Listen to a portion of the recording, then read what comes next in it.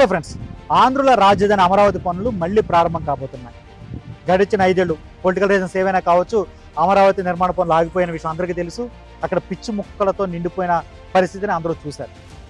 ఇప్పుడు వాటిని తొలగించారు. ఆ డీఫారెస్టేషన్ పేరుతో అక్కడ ఉన్నటువంటి ముళ్ళ పొదలు, పిచ్చి మొక్కలు వాటన్నింటిని తొలగించి అలా ఆపేశారు.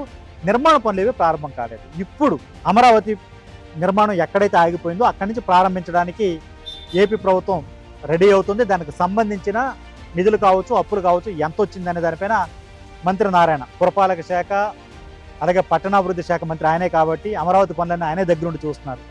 ఆయన శాసన మండలిలో దీనికి సంబంధించినటువంటి లెక్కలన్నీ కూడా ప్రకటించారనమాట. టోటల్గా ఎంత ఖర్చు అవుతుంది, ముందుగా అమరావతి నిర్మాణానికి వీళ్ళు వేసుకున్న లెక్కలు అంటే వచ్చిన డబ్బులను బట్టి 31,000 కోట్ల రూపాయలు కేటాయించారు.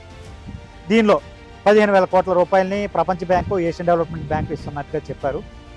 అలాగే ఒక 11,000 కోట్ల రూపాయలని హడ్కో నుంచి రుణంగా తీసుకున్నాం మేమని చెప్పారు.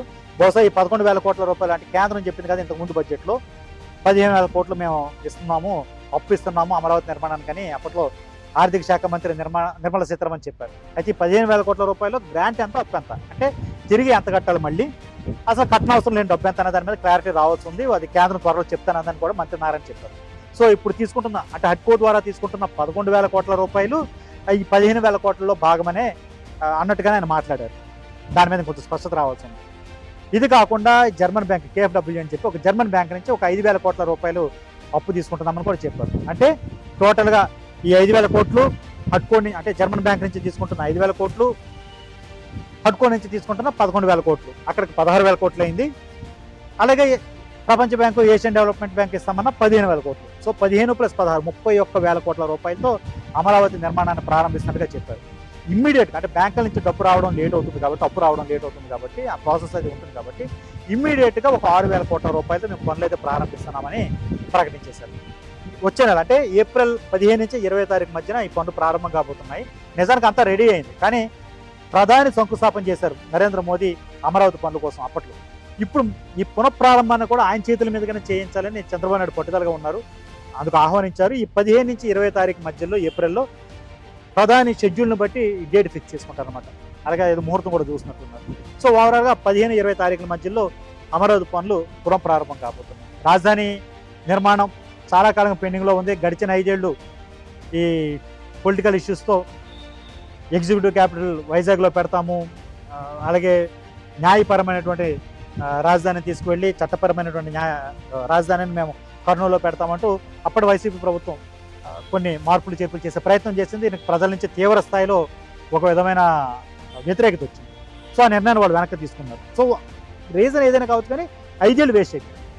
అంతకుముందు అమరావతి డిజైన్లు అని చెప్పి అమరావతి సింగపూర్ మోడల్ అని, ఆ మోడల్ అని, ఈ మోడల్ అని అదొక 5 ఏళ్ళు అక్కడ గడిచిపోయింది. సో ఓవరాల్గా ఏపీ ఏర్పడిన తర్వాత అంటే కొత్తగా ఆంధ్రప్రదేశ్ రాష్ట్రం ఏర్పడిన తర్వాత, తెలంగాణ సపరేట్ అయిపోయిన తర్వాత 10 ఏళ్ల పాటు ఏపీకి రాజధాని అంటూ లేదు. మీ రాజధాని ఏదంటే చెప్పలేని పరిస్థితి, మీ రాజధాని ఏదంటే చూపించలేని పరిస్థితి.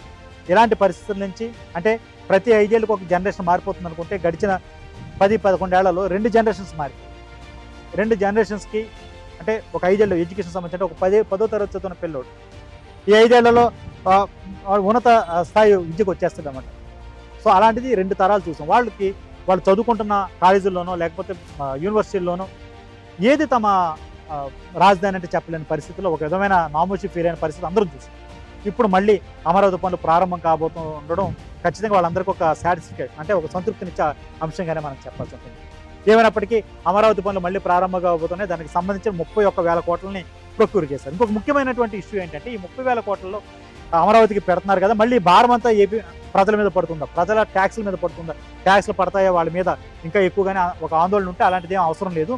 మొదటి నుంచి కూడా అమరావతిని డిజైన్ చేసింది తాను నిర్మించుకునే సిటీగానే భావించి ఆ విధంగానే డిజైన్ చేశారు. అంటే ఇప్పుడు భూములు చాలా తీసుకున్నాం కదా, అంటే ప్రభుత్వం తీసుకుంది కదా, అందులో కొంత రాజధాని కేటాయిస్తారు, కొన్ని భూములు అలా ఖాళీగా ఉంచుతారు, కొన్ని ఏమో ప్రైవేట్ సంస్థలకి పెట్టుబడులు పెట్టేందుకు అనువుగా ఇస్తారు. సో వాటికి వచ్చే రెంట్స్ కావచ్చు, ఆ పెట్టుబడిని పెట్టే సంస్థలకు ఏవైతే అక్కడ పరిశ్రమలు కావచ్చు లేకపోతే ఇతర బిజినెస్లు పెడతాయో వాటికి వచ్చే ట్యాక్సులు కావచ్చు, రెవెన్యూ కావచ్చు, అలాగే అదేవిధంగా ఖాళీగా ఉంచిన భూముల్ని అద్దెకి ఇవ్వడము లేకపోతే వాటిని అమ్మడం ద్వారా వచ్చే రెవెన్యూ కావచ్చు. ఇలాగ అమరావతి తనను తాను పోషించుకుంటుంది.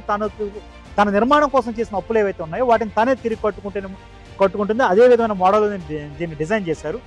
ప్రజల ట్యాక్సుల నుంచి మాత్రం ఎట్టి పరిస్థితుల్లోనూ అమరావతి కోసం మేము డబ్బులు వసూలు చేయము, చేసిన అప్పును కట్టడానికి కూడా వాళ్ళ ట్యాక్సులు మేము వాడమని మంత్రి నారాయణ మరోసారి చాలా స్పష్టంగా చెప్పారు. ఒకవేళ అదే కనుక నిజమైతే చాలా మంచి పరిణామం అని చెప్పాలి.